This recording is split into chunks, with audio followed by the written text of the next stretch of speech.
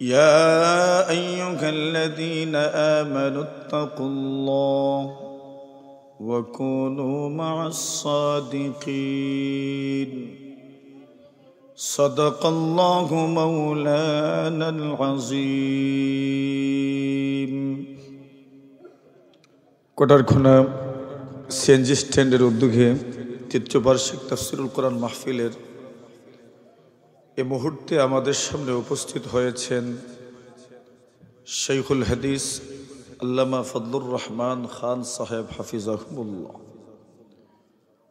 ওনাকে আমরা অনেকেই চিনি না।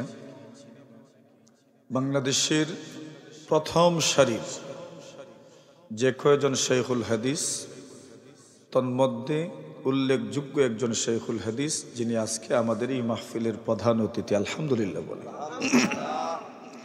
উনি উপস্থিত আমাদের সামনে। আমরা যারা এদিক সেদিক ঘোরাঘুরি করছি বা সামনে দাঁড়িয়ে আছি, মেহমানের সম্মানার্থে আমরা সকলেই বসে পড়ি। হযরত এসেছেন, অত্যন্ত গুরুত্বপূর্ণ বয়ান করবেন। আমরা হযরতের বয়ান মন্ত্রমুগ্ধের মতো মন ভরে আমরা শুনবো ইনশাআল্লাহ। সবাই প্রস্তুত আছেন? আজকের মাহফিলের আয়োজকবৃন্দ যারা, তারা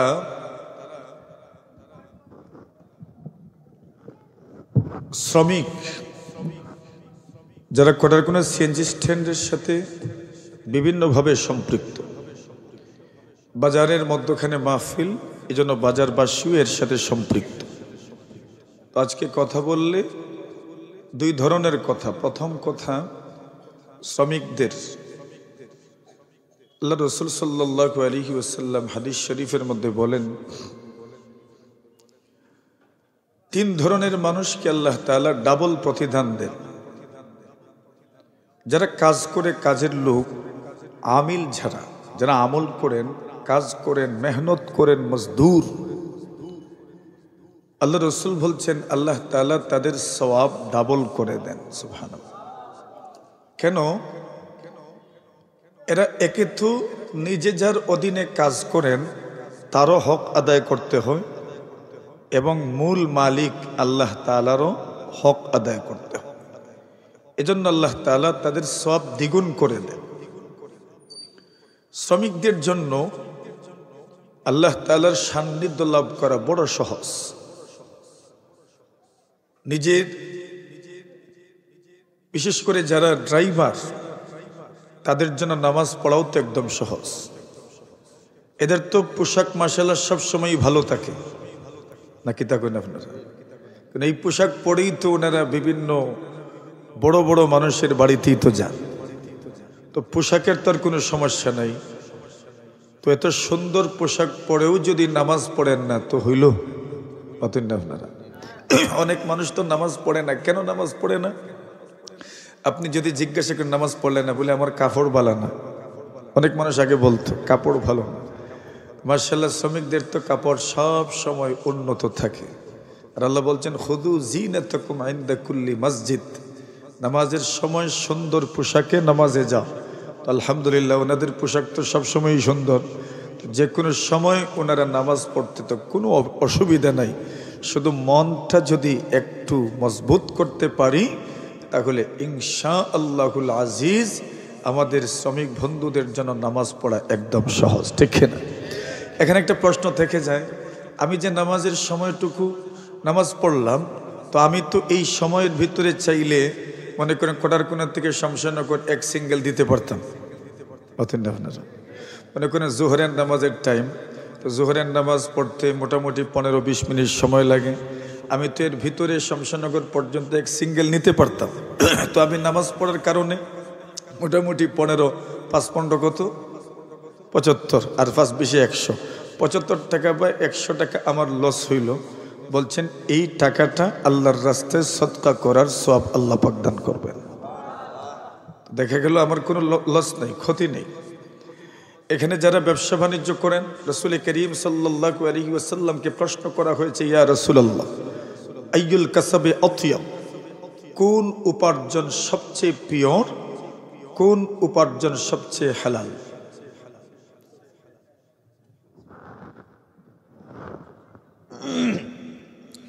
রাসূল সাল্লাল্লাহু আলাইহি ওয়াসাল্লামকে প্রশ্ন করা হলো আইয়ুল কাসাবি আথিয়াব, কোন উপার্জন সবচেয়ে পিওর, কোন উপার্জন সবচেয়ে হালাল? রাসূল করিম সাল্লাল্লাহু আলাইহি ওয়াসাল্লাম বলেন, হালাল উপার্জন যাদের খাদ্য হালাল, আল্লাহ রাসূল বলছেন মান আকালা তাইয়্যিবা ওয়া আমিলা ফি সুন্নতি ওয়া আমিনান নাসু বাওয়াইকাহু দাখালাল জান্নাহ। কারু রিজিক যদি হালাল হয়, রাসূল বলছেন সে জান্নাতের মেহমান।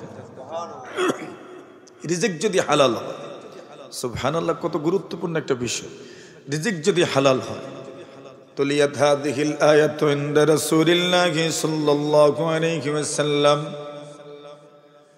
আব্দুল্লাহ ইবনে আব্বাস বলেন, আমরা নবীজির মজলিসে বসা, এমন সময় রাসূলুল্লাহ সাল্লাল্লাহু আলাইহি ওয়াসাল্লামের মজলিসে একটা আয়াতে কারিমা তিলাওয়াত হলো, ইয়া আইয়ুহাল্লাযীনা আমানু কুনু মিন তাইয়্যিবাতি মা রাযাকনাকুম। আল্লাহ বলেন, ঈমানদারেরা, আল্লাহ তাআলা আপনাদেরকে যে হালাল রিজিক দান করেছেন, ওই হালাল রিজিক থেকে খাইতে থাকেন। আয়াত নাজিল হলো, আয়াত তিলাওয়াত হলো। ফাকামা সাদ ইবনে আবি ওয়াক্কাস, সাদ ইবনে আবি ওয়াক্কাস রাদিয়াল্লাহু তাআলা দাঁড়ায় গেলেন, আল্লাহর রাসূলকে বললেন, ইয়া রাসূলুল্লাহ উদুল্লাহ লি আন ইয়াজআলানি মুস্তাজাবাদ দাওয়াত। ইয়া রাসূলুল্লাহ, আপনি আমার জন্য দোয়া করেন, আল্লাহ পাক যেন আমাকে মুস্তাজাবুদ দাওয়া বানায়া দেন। সুবহানাল্লাহ, বুঝেন নাই? এখন আমি বুঝাইয়া দেই। মুস্তাজাবুদ দাওয়া মানে দোয়া করলেই দোয়া কবুল। এমন একটা পজিশন যদি আমরা পেয়ে যেতাম, তার কিছু লাগে অথিন, দোয়া করলেই দোয়া কবুল।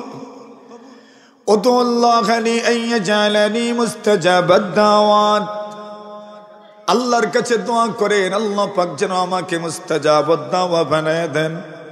আল্লাহ রাসূল বললেন, আমি তোমার জন্য দোয়া করব, আর তুমি মুস্তাজাবাদ দাওয়া হয়ে যাবে।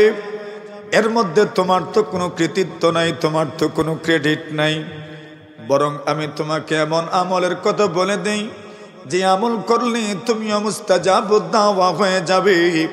কিয়ামত পর্যন্ত কটার কোন সরিষতলার কোন মানুষ আমল করলে মুস্তাজাবুদ দাওয়া হয়ে যাবে। তো এটাই তো উত্তম, যে আমি আমল করে আমার কৃতিত্বে আমি মুস্তাজাবুদ দাওয়া হয়ে যাই। সাদ বলেন, জি অবশ্যই। রাসূল বললেন, অথিব মাতআমাক, তোমার খাদ্য তুমি হালাল বানাও, তোমার দোয়া করলেই দোয়া কবুল হয়ে যাবে। তাহলে হালাল, রাসূল বলেন, মান আকালাল হালালা 40 ইয়ামান, কোন মানুষ যদি 40 দিন পর্যন্ত হালাল খাইতে পারে, আল্লাহ রাসূল বলেন, নাওয়ারাল্লাহু কলবা, আল্লাহ পাক তার অন্তরটাকে আলোকিত করে দেন। সুবহানাল্লাহ। আমাদের তো অন্তরের সমস্যা, অন্তরটা অন্ধকারাচ্ছন্ন। অন্তর যদি আলোকিত হয়ে যায়, অনেক কঠিন বিষয় আল্লাহ পাক দিলের মধ্যে, অন্তরের মধ্যে ওই কঠিন বিষয়টাও আল্লাহ তাআলা প্রকাশ করে দেন। সুবহানাল্লাহ। আমাদের মুফতি সাঈদ আহমদ পালনপুরি রাহিমাহুল্লাহু তাআলা, আমাদের শেখুল হাদিস, যিনি দারুল উলুম দেওবন্দের ফকিহুন নফস যাকে বলা হতো, শেখুল হাদিস আল্লামা সাঈদ আহমদ পালনপুরি নব্বরাল্লাহু মারকাদা, উনি বলেন, ওনাদের উস্তাদ হযরত আল্লামা ইব্রাহিম বালিয়াবি রাহিমাহুল্লাহু তাআলা, আমাদের দাদা উস্তাদ ছিলেন, ওনার উস্তাদ শেখুল হিন্দ মাহমুদ হাসান দেওবন্দি রাহিমাহুল্লাহু তাআলা। তো উস্তাদদের খেদমতে সওয়াব আছে না নাই? আমরাও একসময় করতাম। এখন আমাদের ছাত্ররা, আপনাদের ছাত্ররা আপনাদের খেদমত করে, খেদমতেই খোদা মিলে। খেদমতে কি মিলে? শুধু খোদা মিলে না, ইলিমও মিলে। আব্দুল্লাহ ইবনে আব্বাস বলেন, একদিন আমি দেখলাম রাসূলুল্লাহ সাল্লাল্লাহু আলাইহি ওয়াসাল্লাম পেশাব করার জন্য যাচ্ছেন। ফাতাবিয়াতুহু আনা ওয়া গুলাবুম মানা ইদামাতুম মিম্মা, আমি আর আরেকজন যুবক আল্লাহর নবীজির পিছনে পিছনে গেলাম। মাগানা ইদামাতুম মিম্মা, পানির বদনা আমাদের সাথে। আরবে পানি নাই, পানি স্বল্পতা, রাসূল ডিলা ব্যবহার করবেন, পানির জন্য তালাশ করবেন, কষ্ট করবেন। আমরা রাসূলের জন্য পানি নিয়ে গেলাম। সুবহানাল্লাহ। খেদমত। আব্দুল্লাহ ইবনে আব্বাস বলেন, আমরা নবীজির একদম পিছনে ছিলাম, হাত্তা কুনতু ইনদা কিবাইহি, নবীজির পিছনে পানির বদনা রেখে আসলাম। নবী ডিলা ব্যবহার করলেন, পানীয় ব্যবহার করলেন। এরপরে রাসূল আমাদেরকে প্রশ্ন করলেন, মান ওয়াদাল মা, পানি কে রেখেছি? আব্দুল্লাহ ইবনে আব্বাস বলেন, আমি বললাম আমি পানি রেখেছি।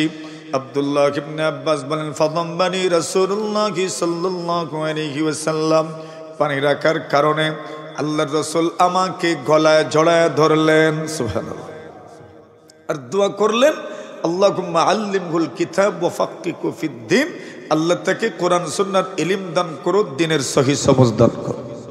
তো খেদমতে ইলমও মিলে, খেদমতে সব মিলে। হযরত ইব্রাহিম বালিয়াবি রহমতুল্লাহি আলাইহি, হযরত শাইখুল হিন্দ মাহমুদ হাসান দেওবন্দি রহমতুল্লাহি আলাইহির মাথায় তেল লাগাইতেন, পায়ের পাতায় তেল লাগাইতেন। তো বলছেন কোন সময় ইব্রাহিম বালিয়াবি বলেন, কোন দিন তো দীর্ঘ সময় তেল লাগানো যেত, আর কোনো দিন খুব কম সময় তেল লাগানোর পরে বলতেন, না আজকে আর লাগবে না, চলে যাও। তো উনি বলেন, আমি চিন্তায় পড়ে গেলাম, কোনোদিন খুব লম্বা সময় আমার থেকে খেদমত নেন, আর কোনোদিন খুব কম সময় আমার থেকে খেদমত নেন, কারণ কি? উনি বলেন, শেষ পর্যন্ত আমি নিজে এটার সিদ্ধান্ত, আমি আমার আকল বুদ্ধি বিবেক খাটাইয়া এটার কারণ উদ্ঘাটন করলাম, রহস্য উদ্ঘাটন করলাম। যেদিন আমি উজু সহ খেদমত করতাম, ওই দিন দীর্ঘ সময় আমার থেকে খেদমত নিতেন, আর যেদিন আমার উজু থাকতো না, ওই দিন বলতেন আজকে আর না, লাগবে না, চলে যাও, মানে কম সময় খেদমত নিতেন।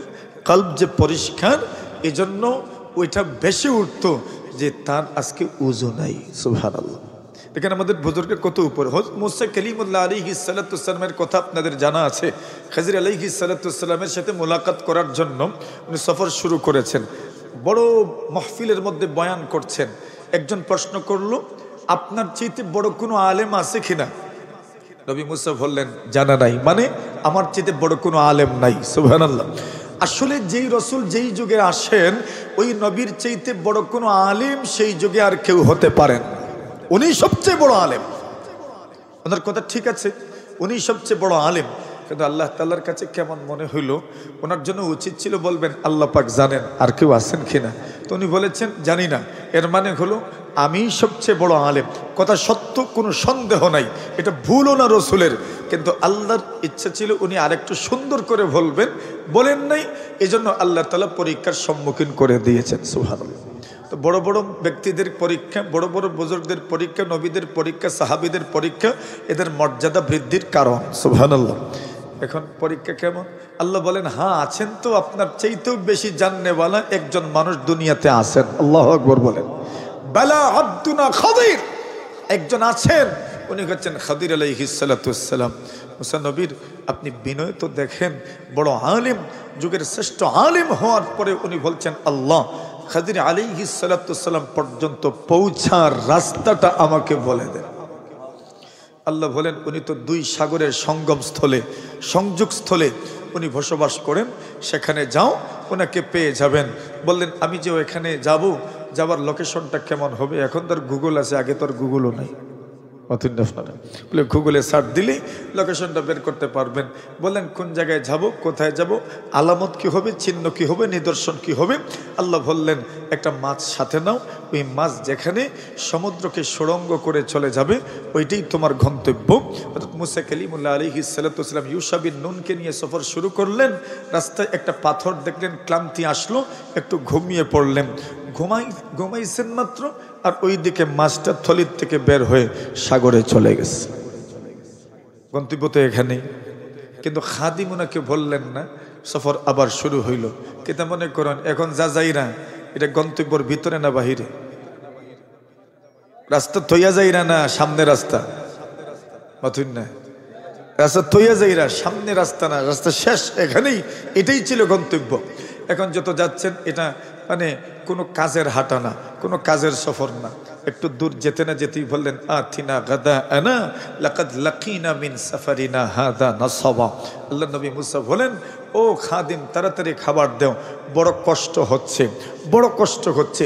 এত লম্বা সময় সফর করলেন, কষ্ট হইল না, কিন্তু এখানে সামান্য একটু সামনে যেতে না যেতেই কষ্ট অনুভব করলেন। মুহাদ্দিসিনে কেরাম বলেন, কেন ওই হাঁটাটা তো কাজের হাঁটা নয়, আল্লাহ তাআলা ওনার দিলের মধ্যে এই কথাটা ভাষায় দিয়েছেন। এখন যা হচ্ছে ওইগুলো আপনার কোনো কাজের হাঁটা নয়। সুবহানাল্লাহ বলেন। তো যাদের কল্প পরিষ্কার হয় আল্লাহ তাআলা অনেক কিছু তাদের দিলের মধ্যে ভাষায় দেন। তো বলছেন যারা হালাল খাইব আল্লাহ তাআলা তাদের অন্তরকে পরিষ্কার করে দিবেন। সুবহানাল্লাহ। মান আকালাল হালালা 40 ইয়াওমা নব্বারাল্লাহু কলবা ওয়া আজারা ইয়ানাবিয়াল হিকমাতি মিন কলবিহি আলা লিসানিহি। কেউ যদি হালাল খায় আল্লাহ পাক তাদের অন্তরটাকে আলোকিত করে দেন। ওই অন্তর থেকে জ্ঞান বিজ্ঞান প্রজ্ঞার কথা সব সময় মুখ দিয়ে বের হয়। নবী আলাইহিস সালাতু ওয়াস সালামকে সাহাবীগণ প্রশ্ন করলেন, ইয়া রাসূলুল্লাহ আইয়ুল কাসাবি আতিয়াব, কোন উপার্জন সবচেয়ে উত্তম, সবচেয়ে পিওর, সবচেয়ে হালাল? আল্লাহ রাসূল জবাব দিলেন, কাসাবুর রাজুলি বিয়াদিহি, মানুষ নিজের হাতে যা উপার্জন করে যা কামায় সবচেয়ে পিওর হালাল। সুবহানাল্লাহ।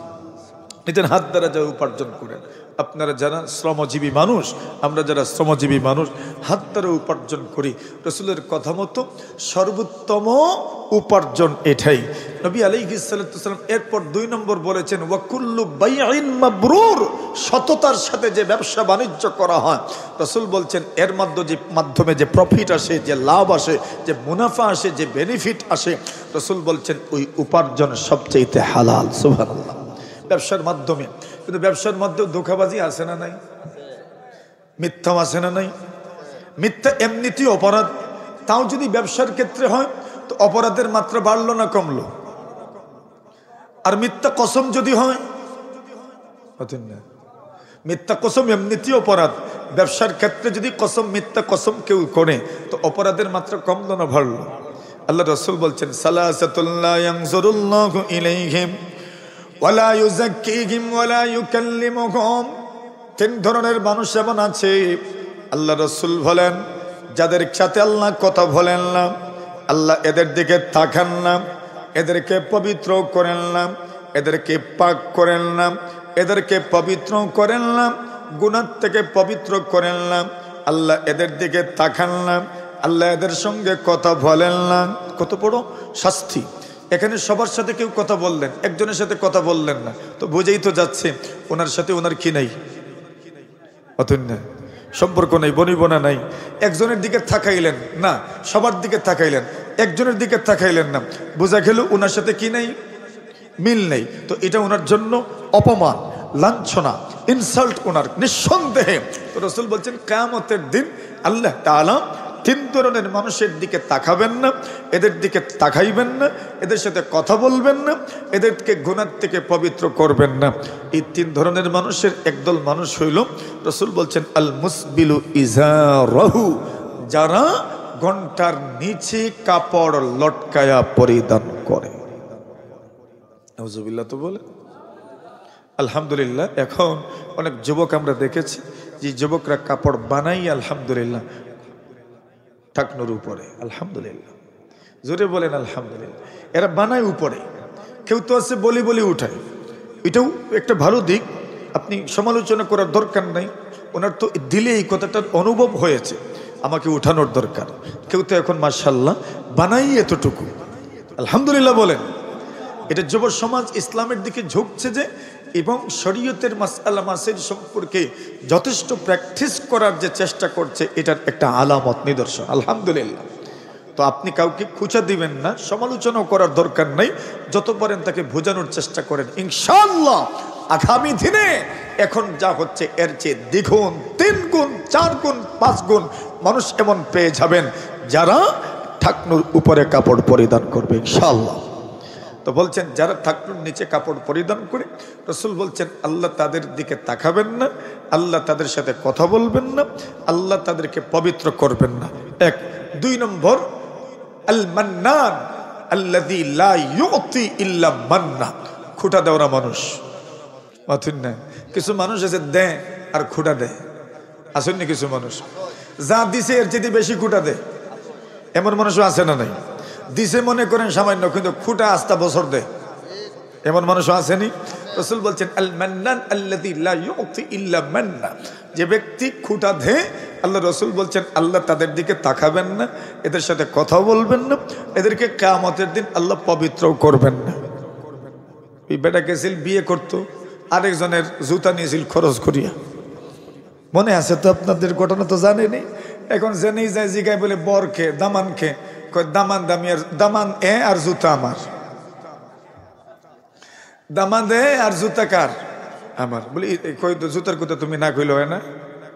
এখন পরে আরেকজনে জিজ্ঞেসে দামানকে, কয় দামান এ আর জুতার ব্যাপারে আমি কিছু কইতাম না। তো বুঝেই তো যায় কিছু আছে এখানে। তো আল মান্নান আল্লাযী লা ইউতি ইল্লা মান্না, ওই ব্যক্তি যে ব্যক্তি খুঁটা দেয় তাকে আল্লাহ তাআলা পবিত্র করবেন না, তার দিকে তাকাবেন না, আল্লাহ তার সঙ্গে কথাও বলবেন না। 3 নম্বর বলছেন, ওইটা আমাদের সাথে বড় কানেক্টেড বিষয়টা, আমাদের জীবন ঘনিষ্ঠ। রাসূল বলছেন আল মুনাফিকু সিলআতাহু বিল হালিফিল কাযিব, যে ব্যক্তি তার পণ্য বিক্রি করে মিথ্যা কসমের মাধ্যমে। বলেন নাই এমন মানুষ? নিজের পণ্য বিক্রি করে মিথ্যা কসমের মাধ্যমে, মনে করেন দাম হয়েছে 300 টাকা তার পড়ছে আনা পর্যন্ত, এখন কসম করে কইছে আল্লাহর কসম রে ভাই 700 টাকা পড়ছে। কত হয়েছে? রাসূল বলছেন আল মুনাফিকু সিলআতাহু বিল হালিফিল কাযিব, যেই ব্যক্তি মিথ্যা কসমের মাধ্যমে, মিথ্যা শপথের মাধ্যমে তার জিনিস বিক্রি করে। এক ব্যক্তি আছে মনে করেন সে বিশ্বাস করানোর জন্য কসম করেছে, সত্যটাই বলেছে, ঠিক আছে ঠিক আছে, তার জন্য সত্যটাই বলছে আল্লাহর কসম রে ভাই আমি 300 টাকা দিয়ে কিনছি, ঠিক আছে তার কসম। কিন্তু এক ব্যক্তি মিথ্যা কসম বলেছে, কিনছে 300 টাকা দিয়ে, কিন্তু কইছে কত? 700, আর তাও করেছে কসম করে রাখো আল্লাহর কসম আমি 700 টাকা দিয়ে কিনছি। রাসূল বলছেন আল মুনাফিকু সিলআতা বিল হালিফিল কাযিব, যে ব্যক্তি তার কোনো জিনিস বিক্রি করে মিথ্যা কসমের মাধ্যমে, রাসূল বলছেন আল্লাহ তার দিকে তাকাবেন না, আল্লাহ তার সাথে কথাও বলবেন না, আল্লাহ পাক তাকে পবিত্রও করবেন না। নাউজুবিল্লাহ বলেন। 3 জন। তাহলে বোঝা গেল আমি যখন কিছু বিক্রি করব তখন আরে মুনাফা তো কে দিবেন? বলেন কে দিবেন? আল্লাহ কম লাভের মধ্যে বরকত দিতে পারেন না? আল্লাহ রাসূল বলছেন আল বাইয়ান, ক্রেতা আর বিক্রেতা ইদা বাইয়ানা ওয়া সাদাকা, ক্রেতা বিক্রেতা দুজন যখন তার পণ্য বিক্রি করার সময় এবং পণ্য কেনার সময় দুজন যখন সত্য কথা বলবে, তার পণ্যের মধ্যে কোনো দোষ ত্রুটি থাকলে সেও এটা বলল, আর তার মূল্যের মধ্যে কোনো দোষ ত্রুটি থাকলে বিক্রেতা এটা তার সামনে ক্লিয়ার করলো। রাসূল বলছেন বুরিকা লাহুমা ফি বাইইহিমা, আল্লাহ তাআলা তাদের ব্যবসার মধ্যে বরকত দান করবে। ওয়া ইযা কাযাবা ওয়া কাতামা, আর যখন মিথ্যা বলবে আর গোপন করবে, তার মূল্যের মধ্যে টাকার মধ্যে ভাড়া নোট বললো না যে এটা ভাড়া নোট, দেখো চলবে কিনা, কোনো মধ্যে চালাইয়া দিল, অথবা তার নোটের মধ্যে কোনো সমস্যা আছে মিথ্যা বলল, অথবা বিক্রেতা তার পণ্যের মধ্যে কোনো দুষ্ত্রুটি ছিল মিথ্যা বলল, 2 নম্বর 1 নম্বর কইয়া বিক্রি করলো, অথবা মনে করেন হাওরের মাছ না এটা ফিশারির মাছ, কিন্তু হাওরের মাছ কইয়া বিক্রি করলো। আল্লাহ রাসূল বলেন ওয়া ইযা কাযাবা, আর যখন মিথ্যা কথা বলবে, ওয়া কাতামা, এবং তার পণ্যের মধ্যে বা মূল্যের মধ্যে যে দুষ্ত্রুটি আছে ওইটাকে গোপন করে রাখলো, আল্লাহ রাসূল বলছেন মুহিকাত বারাকাতু বাইহিমা, তাদের ব্যবসা বাণিজ্যের বরকত আল্লাহ পাক মিঠাইয়া দিবেন। এখন করেন দেখি কি পরিমাণ করতে পারে, আল্লাহ বরকত মিঠাইয়া দিবেন। আরে ব্যবসার মাধ্যমে তো বরকত হয়, কিন্তু আপনার বরকত মিঠে যাবে, আল্লাহ বরকত দিবেন না, আল্লাহ বরকত মিঠাইয়া দিবেন। কষ্ট হইতেছে আপনাদের? কিন্তু কোনো মানুষ যদি সঠিক পন্থায় ব্যবসা বাণিজ্য করে, আল্লাহ রাসূল বলছেন এদেরকে আল্লাহ পাক নবী রাসূলদের সাথে হাসর করবে। ব্যবসায়ীদের কত দাম, কত দাম ব্যবসায়ীদের। মানুষ যখন সরল হয়, মানুষ যখন আল্লাহকে ভয় করে, ইমাম বুখারী রাহমাতুল্লাহি আলাইহি নিজেও ব্যবসায়ী ছিলেন। দেখেন আমানতদারি কাকে বলে? ইমাম বুখারীর হাফিজুদ্দুনিয়া হাফিজ ইবনে হাজার আসকালানী রাহমাতুল্লাহি আলাইহি ঘটনা বর্ণনা করেন। হযরত ইমাম বুখারী রাহমাতুল্লাহি আলাইহি উনি একজন ব্যবসায়ী ছিলেন। তো ওনার কাছ থেকে কোনো এক ব্যক্তি এসেছে, একটা দল এসেছেন কিছু কেনার জন্য, কিনে নেবেন। এখন ওরা যখন কিনে নিতে চাইবেন তখন ওনারা বলে গেলেন যে আমরা ওইটা আপনার কাছ থেকে কিনবো, তবে কোনো দাম এরাও বলল না, উনিও কোনো দাম বলেন নাই। পরের দিন আরেক দল মানুষ এসেছে। ইমাম বুখারী ওই দিন নিয়ত করেছেন 5,000 দিরহামে বিক্রি করে দিবেন। পরের দিন আরেক দল মানুষ আসলো, ওরা বলল, হুজুর আমরা ওই জিনিস আপনার কাছ থেকে কিনতে চাই, আমরা আপনাকে 10,000 দিব। কত? 5,000 বেশি না 10,000 বেশি? কিন্তু উনি বলেন না, আমি আপনাদেরকে দিতে পারবো না। কেন? বলে গতকাল একদল মানুষ এসেছিল, আমি বলেছি, আমি এর দাম দর করে নাই, আমার কাছে এসেছিল জিনিসটা দেখার জন্য, কিন্তু আমি নিয়ত করেছি 5,000 দিরহামে দিব। সুবহানাল্লাহ, এক কথা হয় নাই। উনি দিয়ে দিলে পারতেন, জায়েজ ছিল, শরীয়তের দৃষ্টিভঙ্গিতে জায়েজ ছিল, কিন্তু উনি দেন নাই। কেন? ওই যে মনে মনে নিয়ত করছেন 5,000 দিরহামে দিবেন। সুবহানাল্লাহ, ব্যবসা। এজন্য রাসূল বলেছেন, বাজারে ঝগড়া লাগে কেন? বলে একজনের দামের উপরে যখন আরেকজন দাম করে তখন কি লাগে? মাতেন না আপনারা? ঝগড়া লাগেনি? লাগে। রাসূল নিষেধ করেছেন, একজন দাম করবে, আরেকজন যেন তার দামের উপর দাম না করে। হ্যাঁ, যদি বিক্রেতা তাকে ওই দামে দিবে না, ওইটা আপনি মনে করেন, আর সেও বাড়বে না, তাহলে আপনি দাম বাড়ান।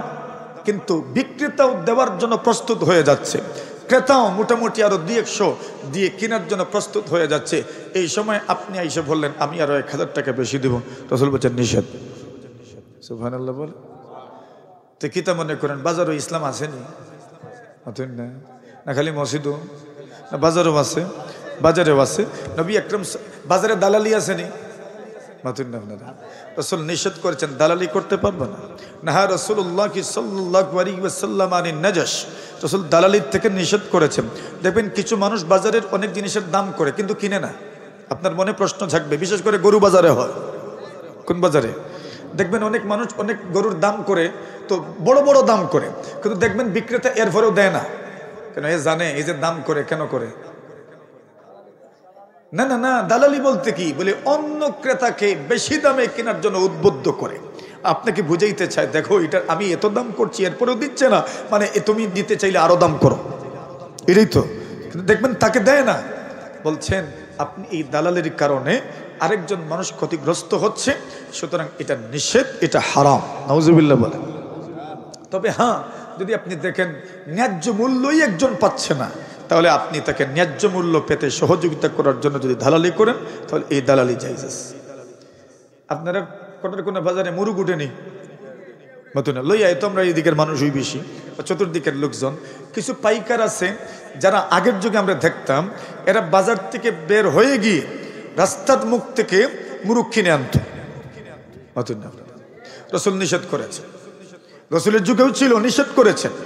নাহা রাসূলুল্লাহ সাল্লাল্লাহু আলাইহি ওয়াসাল্লাম আন তালাক্কিল জালাব, রাসূল নিষেধ করেছেন যারা গ্রাম থেকে, নিম্নাঞ্চল থেকে, গ্রামের কোনো অংশ থেকে কোনো কিছু বাজারে নিয়ে উঠে, তখন পাইকারদের জন্য অনুচিত, তাদের জন্য জায়েজ নয়, ওরা একটু দূরে গিয়ে কিনে আনবে। কেন? দুই ক্ষতি হয়। এক ক্ষতি হইল, এরা অনেক সময় বাজারে যে দাম চলছে ওই দাম দেয় না, তো এখানে বিক্রেতার ক্ষতি। দুই, এরা যখন কিনে আনবে তখন এরা বাজারওয়ালার কাছে যদি 200 টাকা দিয়ে কিনে, বাজারওয়ালার কাছে 500 ছাড়া বিক্রি করবে না। এই জন্য শহরের মানুষের যেন কষ্ট না হয়, এই জন্য রাসূল নিষেধ করেছেন। সুবহানাল্লাহ। আবার রাসূল বলেছেন, দাউন নাস ইয়ারযুকুল্লাহু বা'দাহুম মিন বা'দ, মানুষকে তাদের অবস্থার উপর ছেড়ে দাও, আল্লাহ পাক একজনের মাধ্যমে আরেকজনের রিজিকের ব্যবস্থা করে দিবেন। দেখেন ইসলাম বাজারকে কি নিয়ন্ত্রণ করেছে। নবী আলাইহিস সালাম ভুক্ত অধিদপ্তরের বড় নেতা ছিলেন, মানুষের অধিকারের ব্যাপারে রাসূল বড় সোচ্চার ছিলেন। আবু হুরায়রা রাদিয়াল্লাহু তাআলা আনহু বলেন, একদিন রাসূল সাল্লাল্লাহু আলাইহি ওয়াসাল্লাম বাজারে গেলেন। মাররা রাসূলুল্লাহ সাল্লাল্লাহু আলাইহি ওয়াসাল্লাম আলা সুবরাতি তাআম, আল্লাহ রাসূল খাদ্য বিক্রেতার পাশ দিয়ে গেলেন। কার কাছ দিয়ে? খাদ্য বলতে কি? ঠেক লাগায় রাখে, ডিফা লাগায় রাখে, গিলা লাগায় রাখে কেউ খাদ্য মনে করেন, তো দেখবেন অনেক মানুষ ওখানে খালি ফানি ছিটায়। কি তার লেগে ফানি ছিটায়? হকলে তো বুঝুন দেখি, মাশাআল্লাহ বুঝুনি তো। তো কেউ কেউ তরুতাজা রাখার জন্য রাখে, আবার অনেক মানুষ দেখবেন কিছু ব্যবসায়ী সৎ আছে আলহামদুলিল্লাহ, এরা আপনার কাছে বিক্রি করার সময় কমপক্ষে 100 বা 100 বা ফোনে বা 50 গ্রাম বেশি দেয়। কেন? সে জানে এখানে ফানি আছে। আপনার সৎ ব্যবসায়ী আপনার হাসর নবী রসুলদের সাথে হবে। সুবহানাল্লাহ বলেন। আবার কেউ দেখবেন প্রতারণার আশ্রয় নেই, দুঃখবাজি করে মাত্র রাসূলুল্লাহ সাল্লাল্লাহু আলাইহি ওয়াসাল্লাম আলা সুবরাতি তাআম, আল্লাহ রসুল খাদ্য বিক্রেতার পাশ দিয়ে গেলেন। আল্লাহ রসুলের মনে মনে ভাবলেন, তো দেখি না খাদ্য পরীক্ষা করে দেখি কেমন। আল্লাহ রসুল ফাআদখালা ফিহা ইয়াদাহু, রাসূলুল্লাহ সাল্লাল্লাহু আলাইহি ওয়াসাল্লাম খাদ্যের স্তূপের ভিতরে হাত ঢুকাইলেন। সুবহানাল্লাহ। ফানালাত আসাবিউহু বালালা, হাত ঢুকানোর পরে দেখলেন হাতের খাদ্যের স্তূপের ভিতরের অংশে ভিজা। সুবহানাল্লাহ বলেন। রাসূল বললেন, মা হাদা ইয়া সাহিবাত তাআম, আরে ও খাদ্য বিক্রেতা ভিজা কেন? বললেন, ইয়া রাসূল আসাবাতকুস সামা, বৃষ্টি পড়েছিল এজন্য ভিজে আছে। রাসূলুল্লাহ সাল্লাল্লাহু আলাইহি ওয়াসাল্লাম বললেন, আফালা জাআলতাহু ফাওকাত তাআম, তো তুমি খাদ্যের উপরে কেন রাখলে না? কাইয়ারাহুন নাস, লোকজন দেখতো, ইচ্ছা করলে কিনতো, না হলে কিনতো না। সুবহানাল্লাহ। এরপরে বললেন, মান কাশশা ফালাইসা মিন্না, যারা দুঃখবাজি করবে সে আমার উম্মতের অন্তর্ভুক্ত নয়। সুবহানাল্লাহ বলেন। মানবাধিকারের যত দিক আছে সব দিক নিয়ে রসুল কথা বলেছেন। ইসলামের মানবাধিকার অত্যন্ত দৃঢ়, অত্যন্ত মজবুত। আর মুহাম্মদুর রাসূল সাল্লাল্লাহু আলাইহি ওয়াসাল্লাম মানবাধিকার প্রতিষ্ঠায় যে ভূমিকা গ্রহণ করেছেন পৃথিবীর কেহ নেয় নাই।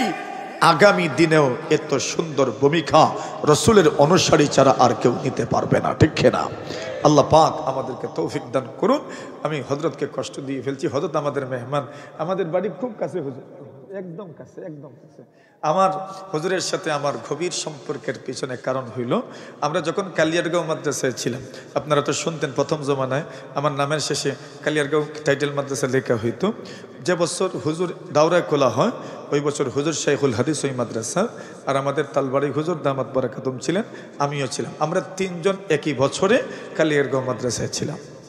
এই জন্য হুজুরকে খুব কাছ থেকে দেখার সুযোগ আমার হয়েছে। অত্যন্ত জিয়া আখলাক, অন্তত উত্তম চরিত্রের অধিকারী। ছোটদেরকে বড় মহব্বত করতে পারেন, কাছে টানতে পারেন। আল্লাহ তাআলা হযরতের ইলমে আমলে বরকত দান করুন। আপনার অত্যন্ত এখনও প্রায় ৬-৭টা মাদ্রাসা শাইখুল হাদিস, আপনারা অত্যন্ত গুরুত্বের সাথে সুট্টর পাইবেন না, কিন্তু খুব গুরুত্বপূর্ণ কথা পাবেন। ওই কথাগুলো আমরা উপলব্ধি করতে পারি, যেন আল্লাহ তৌফিক দান করুন। আমিন। ওয়া আখিরু দাওয়ানা আনিল হামদুলিল্লাহি রাব্বিল আলামিন। আসসালামু আলাইকুম ওয়া রাহমাতুল্লাহি ওয়া বারাকাতুহু।